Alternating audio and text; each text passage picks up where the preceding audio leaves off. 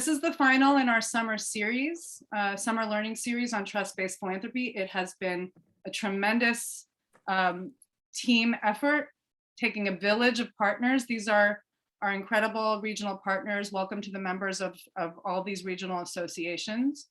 We're thrilled to have you today. So we are in part 3 of this series. So we had some time in the first session to talk about the purpose, culture, and values of trust-based philanthropy. In part 2, we dove deep into the first 3 principles of trust-based philanthropy: unrestricted funding, doing the homework, and streamlined paperwork. And today we'll be diving deep into the final 3 practices: transparent communication, soliciting feedback, and support beyond the check. So here's our agenda for the day. We'll do a quick recap of trust-based philanthropy. And we will then kind of hear from our speakers. Before we jump in, I'd love to take a quick poll. And if Caitlin, if you can launch our poll, where along the trust-based journey is your organization currently?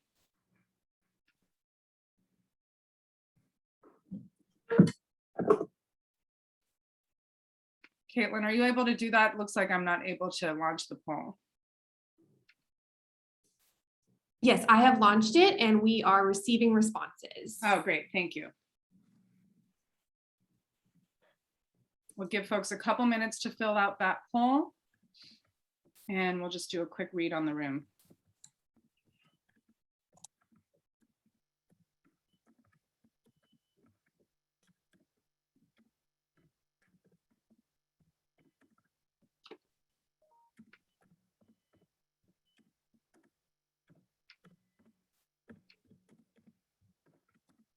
Caitlin, can you show our results? It seems like I don't have that functionality enabled. Yes, we've got about 80% participated, so I'll end the poll now. And sharing those results. Are they showing for you, Shadi? No, can you read them, please? Yes, so we've got 5% who are not at all engaged yet on the trust-based journey. We have 29% of folks here today who are early stage, beginning to explore. We have the majority of us are 46% at the mid stage, right there in the middle, practicing some trust-based principles, but not widespread. And then 17% more mid to late, and then 4% are advanced, fully committed to trust-based philanthropy. Great, thank you. Thank you, Caitlin. Looks like we've got a bell curve. That's pretty common for these. Welcome. So we are going to be sharing a lot. So hopefully you can jump in depending on where you are at the stage you are in your journey. Today we have the pleasure of hearing from Brenda Solorzano, the CEO of the Headwaters Foundation in Missoula, Montana, and Maylee Walker, Executive Director of the Clinial Foundation in Philadelphia. Unfortunately, John Esterly, who was slated to be on the panel today, was called away for a family emergency, but we are going to go ahead with a really great discussion with Brenda and Maylee. So just a quick recap of trust-based philanthropy. Trust-based philanthropy is an approach to giving that addresses the inherent power imbalances that exist between funders, nonprofits, and the communities that they serve. So at the core of everything that we're talking about with trust-based philanthropy, we're really talking about redistributing power. Oh, if you are just joining us, please mute yourselves. The social media drop. Shadi, you're going to want to unmute too now. Sorry, I had to mute everyone. Thank you, Caitlin. So at the core of what we're talking about redistributing power, organizationally, systemically, and interpersonally in service of a more healthier and more equitable nonprofit ecosystem. So as we've discussed in past sessions on a practical level, this includes multi-year unrestricted giving, streamlined applications and reports, and a commitment to building relationships that are really based on transparency, dialogue, and mutual learning. As we've discussed in the past, this is fundamentally a values-based approach. So while trust-based philanthropy will look different depending on the organization, the context, the issue focus, the regional focus, the constant across this work are the values that undergird everything that we're talking about. So these are values wherein we acknowledge that there are power dynamics in our work, that there's inevitably a power dynamic between funder and grantee. And then there's systemic power imbalances in our sector that trickle into our work in philanthropy. It's a value of trusting the leadership of grantees and communities and trusting the experience and the expertise of grantees and communities to inform our work, to help us become better funders, to help us become better, collaborative problem solvers. Trust-based philanthropy embraces a learning mindset where we're constantly open to evolving, learning, improving, listening. And so you'll hear great examples of that in today's discussion. And another value that undergirds this whole approach is a commitment to systemic equity. As we've seen in the last 18 months, we have seen how tremendous systemic inequities are in our society and how they affect our communities. And if we really want to advance those kinds of systemic equities, we have to embrace that mindset in our work and center equity in our work. Because as we've seen, we can't really tackle these social problems without fully recognizing the inequities that exist. The graphic you see on the left is a kind of ecosystem look at how trust-based philanthropy shows up in our society. Fundamentally, when we talk about trust-based philanthropy, it's about centering relationships and investing in building trust-based relationships. So if leaders can embody these values in the way they show up with each other, that has tremendous implications for how it shows up within organizations and how organizations can work together. And then ultimately that has grander implications for how we can show up in our society as a whole.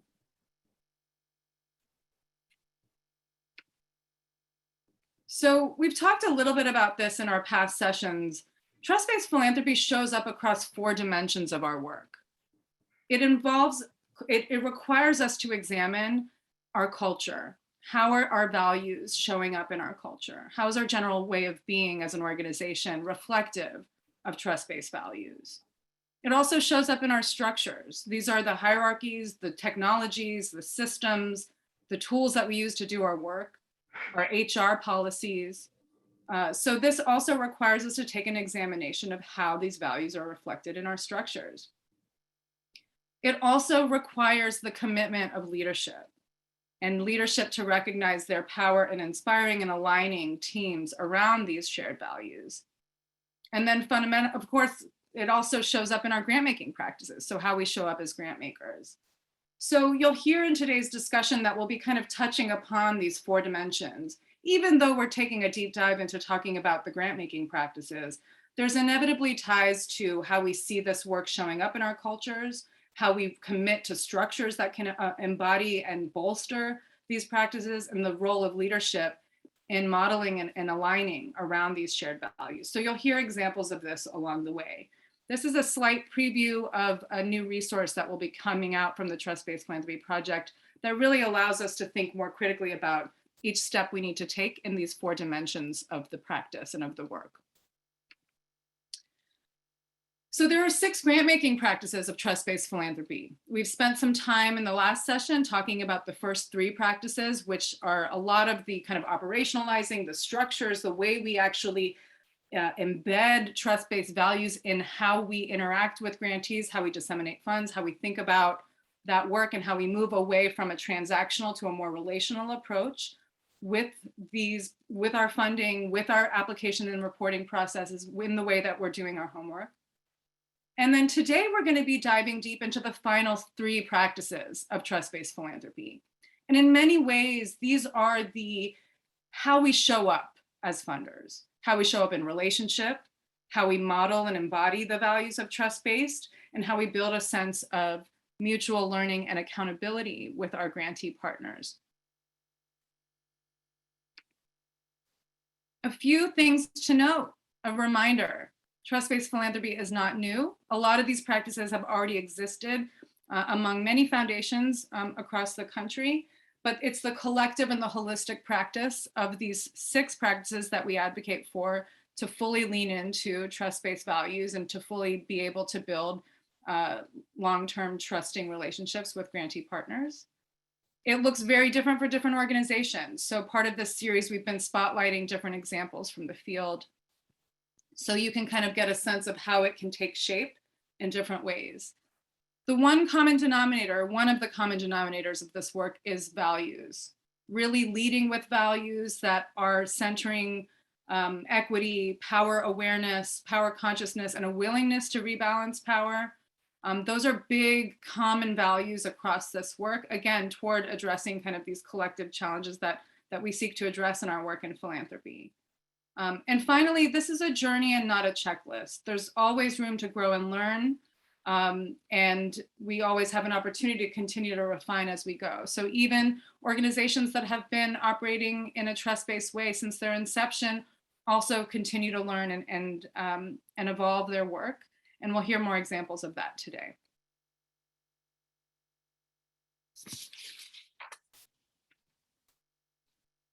So with that, I would love to bring in our speakers to really reflect on how these values show up in their work. And I'm going to spotlight them so you can see them. We've got Maylee Walker, Executive Director of the Clineal Foundation in Philadelphia. And Brenda Solorzano, the CEO of the Headwaters Foundation in Montana. Welcome, Maylee and Brenda. Thank you so much for being with us. And Brenda, I'd love to start with you. You have really reflected on these three practices of trust-based philanthropy: being transparent and responsive, soliciting and acting on feedback, and offering support beyond the check as essential practices to advancing equity in the sector. Can you share more about why you see it that way and why it should be something we focus on in our work? Yeah, well, first of all, greetings to everyone from Big Sky, Montana. Really a pleasure to be with all of you. And thank you, Shadi, for putting this together. One of the things that I often talk about my work is that we started a conversation at Headwaters around trying to become a trust-based foundation. But the reality was that we were really talking about equity. I was just using it as a way to get to equity because doing racial equity work in particular in a state like Montana is not necessarily the best way to start equity conversations. And so it felt like if I could engage the board and the grantees we work with in the community in talking about building trusting relationships, we could then get to the work of equity. And one of the things that I often share with my staff and with my board is that equity for us should be about giving people with lived experience an opportunity to be at the power table that historically they have not been at, giving them an opportunity to engage in making decisions, especially decisions that are within the purview of foundations. And not just, kind of making them make a decision after everything has been sort of figured out and they've presented with sort of a very limited, here's what you can decide, but to truly make authentic, powerful decisions for them around what are the issues that they care about, what are the challenges that exist in their community, what are the solutions that they want to implement because they know work on the ground in their community. And then providing the resources that we have the blessing to steward to them and really getting out of the way in terms of being a gatekeeper and more engaging in building a trusting relationship where you have transparent communication. You actually are having a conversation that's mutually going both ways around feedback, and that you are engaging as more than just a funder writing a check. You are a partner that is trying to bring other resources that help the people that are doing the mission critical work on the ground. So for me, when I think about trust-based philanthropy, I think about it as equity work. And it has been a real powerful way to get our board to be able to engage in equity work, because I got them to engage in trust-based, and now they're beginning their equity journey. And they're kind of saying, wait a minute, we've actually ceded power. We've actually allowed communities and our grantees to have a powerful role and voice. So isn't that equity, Brenda? And I'm like, ding, ding, ding, yes, you're getting it. So it's been, for those of you that are trying to do equity work also, because that's sort of a thing that's, floating around philanthropy, trust-based philanthropy, from my perspective, is an entree into that work. Thank you, Brenda. You're really kind of reinforcing why the sharing of power, the giving up some power, is essential to addressing the issues that we see in our communities, because there's lived experience, expertise for those who are experiencing those issues firsthand, who are closest to the solutions and the prospective solutions to address those issues. So thank you for highlighting that. Maylee, similarly, you're leading a family foundation that's also been on an equity journey, that has committed to trust-based values in a lot of your work. And you've also leaned into these practices as a way to inform your equity journey. Can you share more about how you've gone about it and how you've been engaging your board around the learnings as you do this work? Definitely. And hello, everybody. I'm so excited to be here, and I'm excited to be here with Brenda, because our two journeys are similar, yet they're so different. And Brenda was able to start from scratch. And I remember, Brenda, when you first told me that, I was literally salivating because how many of us who work in foundations can start from scratch?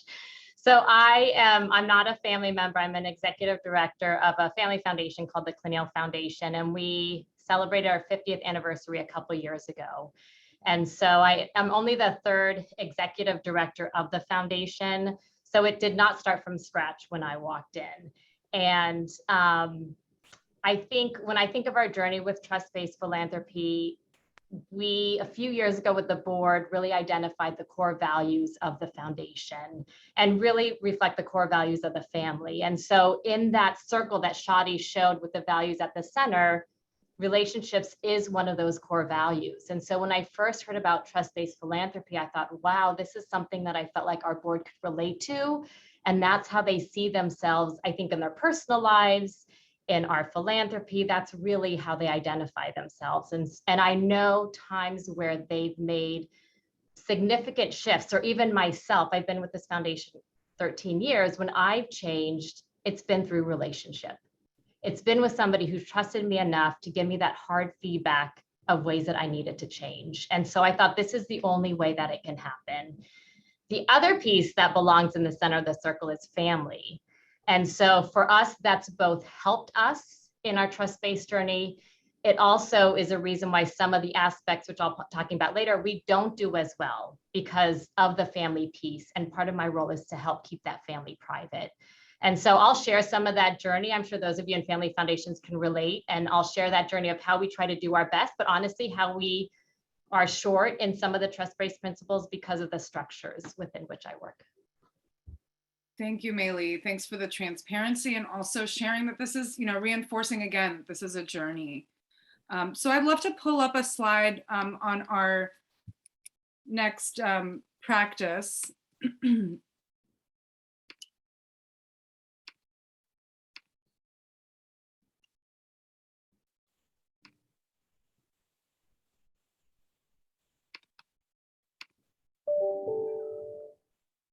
So being transparent and responsive.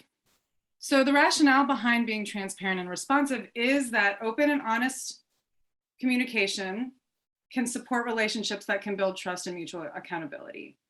And because funders are in the power seat, it's on us as funders to model transparency and responsiveness if we want to see that kind of transparency from our grantee partners. It also sets the stage for grantee partners to show up more fully. This is one of those kind of practices that really requires a self-awareness and a recognition of how, like Brenda said, who is at the power table and who is not, and how to really kind of be more intentional about how we show up and how we are, open and transparent in order to model and build trust-based relationships. So Brenda, I want to come back to you on this one. And Maylee alluded to this. You lead a foundation that is a health conversion foundation. You built your organization as trust-based from the ground up. And can you share, Brenda, generally what does transparency and responsiveness mean for Headwaters Foundation, but also specifically, what did it mean for a relatively new foundation that had to build relationships, a lot of relationships from the beginning? Well, I often describe my journey to starting a foundation, and Melee, if you ever get an opportunity to start a foundation, definitely jump on it. But I often describe the process as, showing up and being handed keys to an office and a box of business cards and told, build us a foundation. And I originally was not from Montana, so I did not have either a personal or professional network in the state. And it felt a little overwhelming and daunting to figure out, how do you actually go about building relationships in a state that no one, you have no experience, you have no understanding of the communities. And what I learned very quickly is that if I approached it by a one-on-one relationship process, I could go about building the kind of relationships that would then turn into meaningful relationships with grantees. And I took what I describe as a 600 cups of coffee tour across Western Montana. And there's less than 1 million people in our state, so 600 cups of coffee is a pretty good representative sample of folks that work in health and social services in our state. And just listen to them and ask them what they wanted this foundation to do. And then actually doing that, not just going and saying, we think this is what we're going to do, pick one or vote on this, but to really start from a place of blank slate, you tell us. And pretty quickly, we realized that by listening to grantees, we would be able to and do what they were saying. We would really be able to build good relationships. And it's been wonderful to see those relationships grow and evolve over time. But the important part of the practice of seeking and soliciting and acting on feedback is that you have to actually approach this work from a very humble perspective. And what I mean by that is being open to the idea that even in a foundation that is saying we want to be trust-based, we want to be equity, we still sit in a power position. We still hold the power. And so having organizations come and talk to us about what they're really thinking, what they're really feeling, what they like, what they don't like, is always going to be scary. And so I'll tell two quick stories that sort of demonstrate this. One is I went and gave a presentation pretty early on in Montana. And my staff was really excited that this new foundation was asked to speak, and so they all came. When I finished my presentation, I had to run out, and I didn't realize it, but my staff all left. That sent a horrible message to the people that were holding on the event.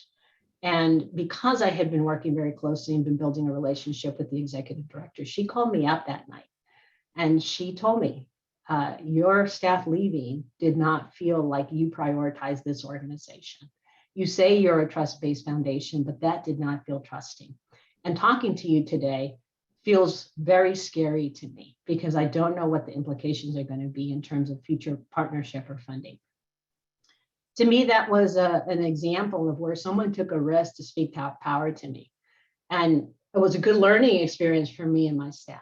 And we have since been very conscious about when we go to things, what we are doing with our faces, with our bodies, with our language, because we want to make sure that we understand the power seat that we're coming from. And then the second one I want to share is we've been doing some work in early childhood across the state. We have been working with different communities. There was a particular community that was struggling. And we knew this because we were showing up and being there as part of the work. As a thought partner, as a connector, as accessing additional funding for them. And we mentioned it in a comment. And again, it was taken in a very poor way. And we got a lot of pushback from the community. We ended up writing back a letter of apology in that instance. And everybody who worked in that community was like surprised. They had never gotten a letter of apology from a foundation. But it was an example of where, if we're going to say we want to build open, honest, transparent relationships, we have to be open to getting that kind of constructive feedback and really acting upon it. So those are just some examples of, you're trying to build good relationships, and we're human, we're going to make mistakes. It's what you do afterwards that I think really matters. That's so well put. And it really touches upon these other practices of soliciting feedback and acting on it. And Brenda's really underscoring one of the dispositions of being a trust-based funder is to come with humility and recognizing your positionality in the greater ecosystem. And that really reinforces that. And then that mutual accountability of seeing our work as accountable to the communities and the grantees that we're serving. That facilitates a stronger relationship over time, even if it means having to work through some difficult conversations and difficult moments. Maylee, I'd love to turn with you next. This sometimes it can be, and you alluded to this before, sometimes it can be challenging for foundations to fully embody transparency when there are, there's internal power dynamics, and boards may have a preference for a certain lack of transparency on certain decisions, or maybe they're not fully baked decisions. So there is a reality of those internal dynamics that we navigate in order to be able to express some of these values. How do you, as a foundation leader, navigate through some of those power dynamics internally as they relate to being able to express these practices externally? Such a great question. And before this webinar, I went back to a report. We did a Center for Effective Philanthropy report, a CEP report 2 years ago. And the 3 areas that we were ranked highest, we were in the top 10 for transparency. So I was blown away, because I feel like we don't have our board on our website for very good reason, and I understand it. So what we've tried to do is, in the areas that we can control, be very transparent. And I just spoke with one of our grantees actually a few weeks ago, who said how exhausted he was. He's burnt out, and it's hard. And I said, what is it? Is it COVID? He said, no, it's philanthropy. It's you and your colleagues that are burning me out and making me want to go. And I said, well, what is it? Is something big? And he said, no, it's the small things that create so much stress. He said, it's not knowing when a grant is due, or when a grant decision will be made. He said, not knowing, he said, I can't plan, and that creates a stress. He said, it's calling and not getting a call back. He said, those things are so small and typically aren't listed on a foundation's website. But when you accumulate that over and over, it creates so much stress for me that it makes me want to leave my job. And so I can't control, and part of my job is to keep the family private. What we can control is to have all our deadlines on the website. Organizations know when they're going to hear from us. I know Mike Reiser is on this call, who I used to work with in the corporate sector. And when I was in the corporate sector, we always called everybody back within 24 hours. We do that at the foundation as well. And we are a small foundation. We are a staff of 3 and a 4th. So, but those are the things that we prioritize, are on those little things to be responsive.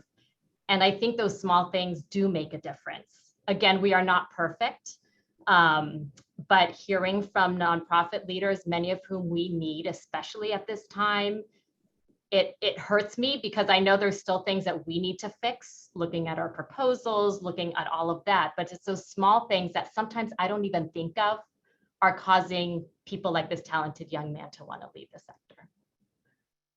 Shadi, if I can jump in here on the power dynamic, the internal power dynamic piece that you were mentioning, and that Maylee you're talking about, because you can't put your board on your website, and there are legitimate reasons for that. There are actually a lot of legitimate reasons for things that foundations do and don't do, but we don't talk about that internal power dynamic enough as a field, right? So even if I wanted to do anything, right, I can't. I have to go to my board, and that's an inherent power dynamic that creates a lot of challenges, which then, from my perspective, we in philanthropy do not do a good job of communicating that to how that has implications for what we do or don't do in relation to our grantees and the communities we serve. I would love this field to start engaging in a conversation. How do you more effectively communicate that internal power dynamic? How do you actually share sort of the inherent power that lives in a board, regardless of your type of foundation, right? how do you communicate that effectively externally without throwing the bus under the table and the board under the bus, right? Because that's, you don't want to do that either. You know, I would hate to do that to my grantee, to my trustees. But I think it's a very real thing. And I've worked for lots of foundations where we then tiptoe around the reasons why, instead of just being very transparent and clear of like, this is why we can't do that, or this is why we did this. And I think that's probably one of the hardest things of being in this field, right? You want to, and you're afraid to, and your hands are tied sometimes, and you can't do anything about that. So I think that's an area for our field to have further conversations. And if anybody has ideas of how to do that better or more effectively, I'm all ears. Thank you, Brenda. And I would encourage more discussion on this particular topic in the breakout rooms when we break at the top of the hour. And what you're underscoring, both of you, is that a lot of this work is culture work. It's the culture building work, how we build that internally in order to be able to express these practices effectively externally.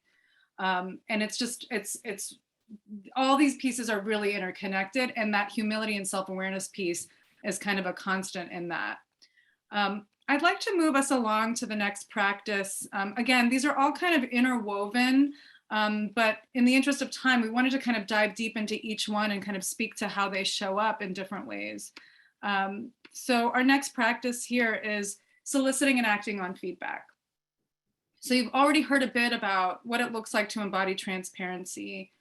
And I should mention, you know, underscoring again with the transparency piece, for nonprofits, for grant seekers, when they're out there trying to build relationships with all different kinds of funders and foundations, it can feel very opaque. It can feel very, you know, like there's these like big cement walls around these foundations and you don't even know how to get your foot in the door. So even recognizing that that has been the norm for a long time, you know, beginning to open up that, you know, open up those walls and, you know, open up some lines of dialogue goes a long way, because otherwise you can't really build a productive relationship. And then this other practice of soliciting and acting on feedback is very much connected to that. Traditionally in philanthropy, we've kind of assumed, you know, funders and foundations as the experts, setting the strategy, you know, driving the work forward, you know, putting out the project grants to get, you know, to have grantees kind of deliver on the foundation strategy. And if we really want to be intentional about the power imbalance, I mean, that's kind of an obvious power imbalance if you've got one entity kind of setting the strategy and then nonprofits having to kind of fit their work into all these different boxes for multiple different foundations. So how do we begin to break down some of those walls? Through soliciting feedback. And this is a very practical expression of recognizing the wisdom and expertise of people who are closest to the issues that we're trying to address in philanthropy.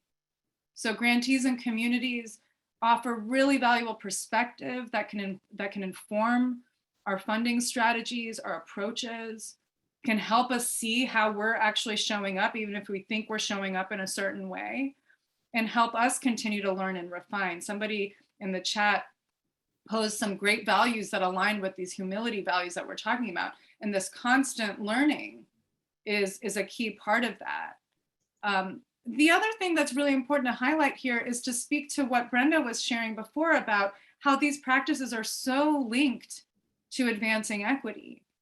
Our sector is undeniably majority white, often putting resources into, you know, supporting issues that are experienced by a majority of people of color. So already right there, there's a power imbalance, a systemic imbalance. And so if our work is to support certain communities, shouldn't our work be informed by those who are experiencing those issues? And how can we be more intentional about getting feedback to have a more well-rounded view of what's going on? And how can we think about how this can influence our work and our cultural norms? So I'd love to just kind of invite some reflection on that. And there's a lot of ways, as we've already heard, there's many formal and informal ways to solicit feedback. And Brenda, I'd love to turn to you again, you know, as a relatively new foundation, you built in community feedback to inform your grant making focus and strategy and your theory of change and how you're looking at impact over time. Can you share more about how you've been able to do that? Yeah, I think we started with a fundamental seeding power conversation and really brought the board along to say, we don't have to hire consultants. We don't have to hire staff that have, 20 years of experience. We just need to listen to the community at every stage of the development of Headwaters. So the 600 cups of coffee was bringing those people with real experience. And it ran the gamut from teenagers in high schools to hospital CEOs, right? So it was across a very broad swath. Took a lot of time, but gave people an opportunity to really define the foundation's focus. We also engaged our grantees in defining what success looks like for themselves, not for the foundation, but for themselves. And as we started to have conversations across Western Montana, which is the region we serve, there were clear themes around what they wanted to see be different as a result of resources that Headwaters was going to be providing. And that became the basis of our theory of change, the outcomes, and also how grantees wanted to be able to share that information back. And no surprise, it was not through grantee reports. And so we've designed an entire, what I call learning process that is really grounded in everything we heard from the grantees. And that, I think, has allowed us to continue to build upon that relationship piece, right, that with everyone. And it has allowed us to let the board see that there is a lot of value in the community expertise. And I have a board like every other board, right? There's a lawyer, there's a CPA, there's a businessman of some sort, there's a doctor. And so their expectation around return on investment or impact or all of that started from the same place that those fields start from, right? But we, through this work, have demonstrated to them that listening to people on the ground actually makes more sense than anything that we could have imposed on them if we had defined success, either through a consultant or through the board or through our staff, and are beginning to embrace the power of stories as an actual data element that doesn't necessarily turn into a data book, but can begin to turn into this is how we're having an effect and helping our grantees do this work. So it's not only engaging people, right? Because I've always engaged people in my entire career in philanthropy. I've been doing this for 20 years, and I've always engaged people, but I've never engaged them in the way that I've done at Headwaters throughout everything that we do, and also with a clean slate, right? I've always engaged at different foundations with like, here's a pre-baked whatever. Now you give me feedback. So it's just a slightly different approach, and then going back to sharing that information back with people, and here's what we did with it, right? It isn't just here, tell me what you think, but actually here's what we did, and you can actually see the feedback play out in our theory of change, in our strategy, in our grant making, in the way that we work with our grantees. That's great, and that's such an important way of actually being able to build trust. Our sector has a tendency to survey grantees all the time and not necessarily share back with them what was done with that feedback. So that accountability, like kind of taking on that accountability of, hey, we took the time to get this feedback. Let's actually build it into what we're doing and share back how we're incorporating that. That's why it's always solicit and act on feedback. Thank you, Brenda. Maylee, also for you at Clinial Foundation, soliciting feedback has been a core practice of yours for many, many years. And you also use that information from grantee partners to inform your strategies and your work. Can you share more about how you do that and how, similar to Headwaters, you are using grantee feedback and stories to keep your board engaged on what's going on? Yes, definitely. And we do it in all aspects of the foundation. So even on our board, we have 3 independent directors who are not family members. All 3 are past grantees. 2 out of the 3 are people of color, 1 person with lived experience as far as economic experience. And so there are times even our board meeting where family members will turn to them and say, well, what do you think? We have no idea. This isn't our reality. And so even though they are not grantees at this moment, they were in the past. And so we have that aspect on our board. And similar to Brenda, I feel like it's in everything that we do. So we did, put down the $20,000 to $25,000 that it costs for the CEP report a couple years ago. We also just do that in all aspects. So right now, all our competitive grant programs are multi-year general operating. The reason why, again, with a tiny staff, first of all, it's not rocket science. We all know that. It's how do we get our boards to say yes, and how we struggle with that in philanthropy. And so I decided during one of our grant cycles, myself and our senior program officer, when we did check-in calls with organizations, and we were in the middle of a grant cycle. So we were deciding on funding, and we asked for feedback during that, which many of you are probably thinking, why would you do that? But we asked it in a way, after we had the conversation, we each asked, okay, just give us some best practices that you see in philanthropy. What do you love that other foundations doing? So it had nothing to do with us. They could hate some of the things that we do. They didn't have to reveal that. We just said, what do you love that other foundations do? It wasn't rocket science. Multi-year general operating came up in every single response. So we simply put those responses together in a document, completely anonymous, but they were quotes from our grantees, and shared that with our board at a board meeting. There was almost no dispute to say, yes, we should do that. So it wasn't me saying it. It wasn't a fancy document. It was literally the words from our grantees. And we've never shifted back. And so those are the things that we're always trying to think of, saying, okay, well, we can't do a CEP report every year, but with our resources and with the relationships that we have and how we ask, how can we gather feedback in a way that we're not taking organizations' time and energy, but can help us be a better foundation? And so we do it big and small. We had a new grant program based on feedback from organizations on what they needed. So the first year we launched it. And then the second year, the grantees that were awarded, we had them look at that description. We said, okay, you got it. You had it for a year. Give us feedback on, is this clear to you? Is it not clear to you? Because we know so many times that we as foundations are not clear in how we communicate what we want to fund. So we try to really incorporate that in everything that we do. Thank you both. There's a couple questions that are coming in that you've both answered to a certain extent. One is this question around when is the best time to solicit feedback from grantees, in a funding cycle. And one thing I would love to hear your reflections on that, both of you, but one thing I would also like to offer, regardless of when the feedback is being solicited, being very clear that their responses will not influence their grant relationship with you, because there's always that fear that might be there that they might lose funding if they are fully transparent. So really, that's again where some of that transparency really comes into play. But Mei Lee and Brenda, I would love for you to comment on when's the right time and how do you build it in, and then how do you share back what you've learned? There's like a lot of ways to do it. Would love to hear how you think about those questions. Mei Lee, we'll start with you. Well, so I've learned from Trust-Based Philanthropy, we used to have a report, the final report, we'd ask for feedback. Now what we've done is, in final report, we ask for the documents that I already have for another funder, like an annual report. What we've started to do in one of our grant programs, and we'll probably do it in the other two, is really just have a conversation. This is what we've learned from Trust-Based Philanthropy. So it was after the grant. It does get tricky if that organization obviously is coming in the next few months to give that honest feedback. We understand that.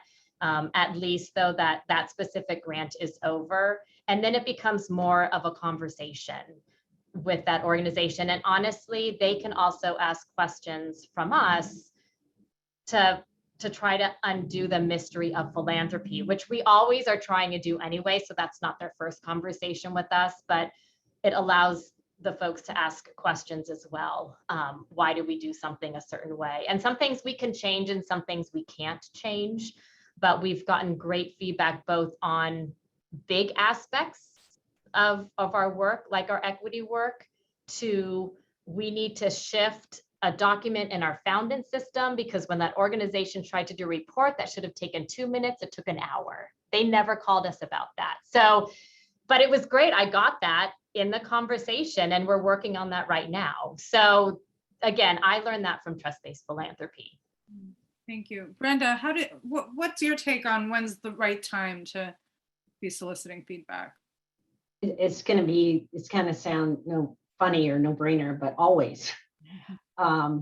I think that we're always kind of trying to figure out when's the right time. Well, if you're in relationship with somebody and you're actually you're nurturing that relationship, you should have ongoing engagement with your grantees that allow you to be getting feedback, solicited or unsolicited, right? So for us, that means that we start relationships with organizations two ways. One is whenever we find out someone's doing work that's mission aligned with Headwaters, we go out and meet with them.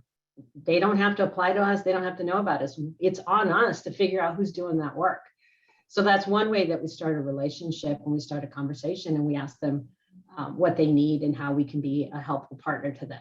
The other way that we do, and many of you may have heard about our Go Grants. It's an automated process basically that allows us to award a grant. It takes about 5 minutes to apply, 24 hours to approve, 2 weeks to get the check out. It starts from a place of, if you're doing mission aligned work, we should be supporting you. And it starts without a relationship, without a conversation. It's available online and people can apply. And so it's granting trust without there even being any relationship or understanding. The system makes sure that you're a legitimate 501c3, that your mission is aligned, that you've been doing the work that you've been doing for at least 2 years. And then that builds a relationship because people say, you didn't even know about us and you just granted us $7,500 to do work. Now we can engage in a conversation. And then the other thing that we've done is we've turned those conversations and those Go Grants into more deeper relationships is we have 3 different time periods when we think about real active soliciting of feedback. That doesn't mean that we don't get feedback all of the time because our staff are not in the office reviewing proposals, writing LOIs, preparing board dockets. They're out in the community working with our grantees side by side. And so they get feedback all the time. But we do it 3 intentional times: at the beginning of a grantee relationship, in the middle at some point, and at the end of the grant term. We actually have some tools that we use. We intentionally ask people not to meet at their offices because we don't want it to be a site visit from the foundation and everything that requires. We actually don't even talk about it as a reporting thing. We just call up and set a coffee date. We have a form that our staff uses. We don't share it. We don't ask them to, to fill out questions or anything like that. We just have a conversation and our staff take notes. And then when they're done, they come back and they enter that into our grants management system as a way to keep record of what we're hearing. And then we periodically as a staff look at that and say, what is it that our grantees are saying we need? Are there themes here? And then we're actually following up on that. Happy to share the documents that we use. I don't know what would be the best way, but we can get it out to folks if you're interested in seeing the tools that we use. Thank you, Brenda. There is interest in that, and we can include that in our follow-up note to all of you who are participating today. So you can see that in your inbox later this week. Thank you, Brenda. This is also really underscoring how so many of these practices are interconnected. You're hearing, examples of streamlined paperwork. You're hearing examples of multi-year unrestricted funding. This is a kind of reiteration why these practices are all kind of interconnected, and when practiced holistically, they can work toward building trust over time. The other thing that you're hearing that's addressing one of the questions that came up is this idea that you can kind of build the inquiry into your ongoing culture and the way you're showing up in your relationships with grantees. So that avoids this kind of overly extractive, over-surveying, which does tend to happen quite a bit. So if learning and feedback become core to your culture in your everyday conversations with grantees, like, hey, what are you noticing that we should know? Or, we're announcing a new initiative. Can we run this by you? Or just whatever. It can be kind of conversational. But I know we need to move on to our final practice of offering support beyond the check. But I did want to pause on that note because this question has come up. How do we avoid being overly extractive when we're soliciting feedback? And I don't know if one of you could speak to that question before we move on to the final practice. I'm happy to. I love that question. And I also love the question of, can we retire the term grantee? So thank you, Teresa, for suggesting that. You know, I guess my answer ties to support beyond the check, that we really try to talk with the organizations. See, I'm changing it now, with the organizations and say, how can we help you? And so what can we do? And we actually track whenever we do provide support beyond the check. So last year, I think it was over 300 times, and we literally put it in an Excel spreadsheet. So it's a two-way street, and then people feel more, I feel like it's our duty, as Brenda said, to build trust with an organization. And quite honestly, with all our say grantee, with all the organization grants being multi-year, it takes 2 to 3 years for that to happen. And it doesn't ever fully happen. So it's on us. Why am I worth a person's time? I've done nothing at all, other than say, yeah, you can have money, but I've done nothing else to earn their trust. So it's on me. I trust them because I've read about them, I know about their work, but I got a lot to do. So we more focused on building their trust. And I feel like feedback comes naturally when they know an organization have said that. Say, maybe I'm scared to say that because I don't want to be not funded anymore. I mean, there are clear implications for telling truth to a funder. And if they don't like you, you're not going to get funded. If my board doesn't like an organization, they're not getting funded. And so how does a person know what they said is going to cause that? So again, I put the onus on us. Thank you, Maylee. We're going to talk about our final practice and before we move into our breakouts, and that's support beyond the check. This practice is one that acknowledges that as funders, we have so much more to bring to the table than dollars alone. We have access to networks. We've got websites that people are paying attention to. We've got platforms. We've got board members. There's so many different ways that we can offer additional support to grantee partners, community partners, cultural partners. I love hearing some of these other examples of how you all refer to the organizations that you support.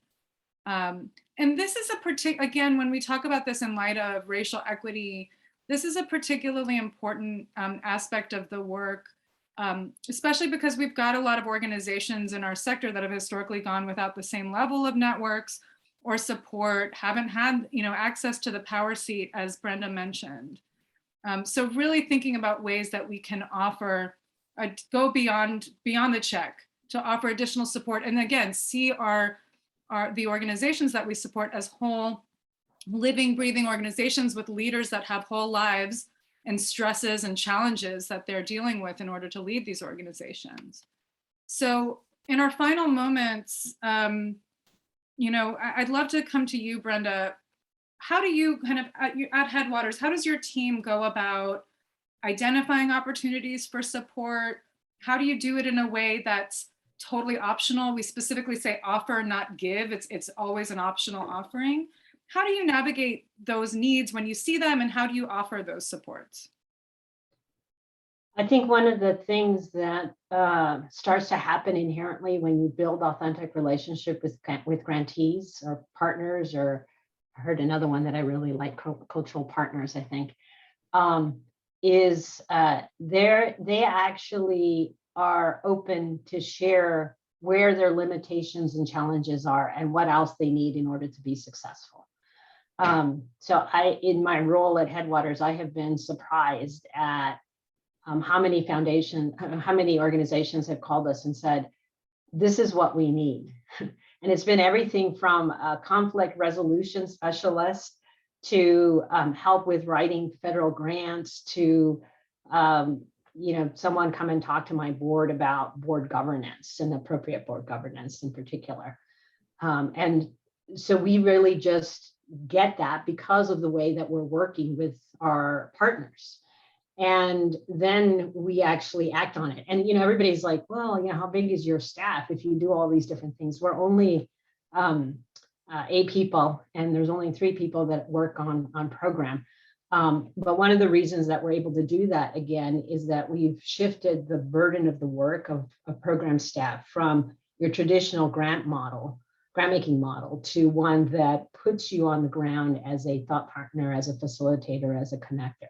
And so that has actually helped I think, give my team an opportunity to be there as more than grant makers, and also has increased the level of satisfaction that my employees have.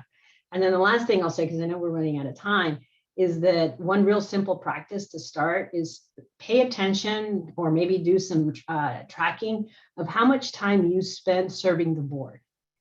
So everything that you do to serve the board and the organizational needs around the board.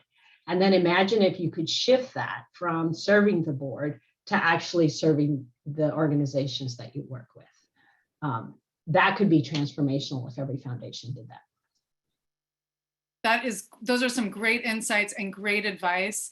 And it's also reiterating some of the things that we can consider in terms of embedding these values in our structures. Something as simple as re-examining a job description and looking at how, you know, a program officer's role is even written up in that job description. Is supporting community partners a core responsibility of that role? Is it being called out as an aspect of the role? There's ways we can examine how these are showing up in our structures. We are short on time, so Mei Li, maybe one final piece of advice for our participants today, maybe specifically on soliciting, on offering support beyond the check, or otherwise some other area that you haven't had a chance to offer some input. In looking at the polls, I just want to say it's worth the journey. My best days and my worst days probably have to do with trust-based philanthropy when I've completely failed. And then other times where I know the work of our board or staff created something that couldn't have been there had they not really listened. And so we're still on the journey, but it's definitely, if this is something that you're looking into, and to what Brenda said, I do think for my staff, it's given them much more satisfaction in their work, because let's face it, at least for our staff, we just did a staff review yesterday as a group, and what gives us our energy is our work with communities. And so if we feel like that's meaningful, I think that will extend in our work, but it is worth the journey if you're thinking about this.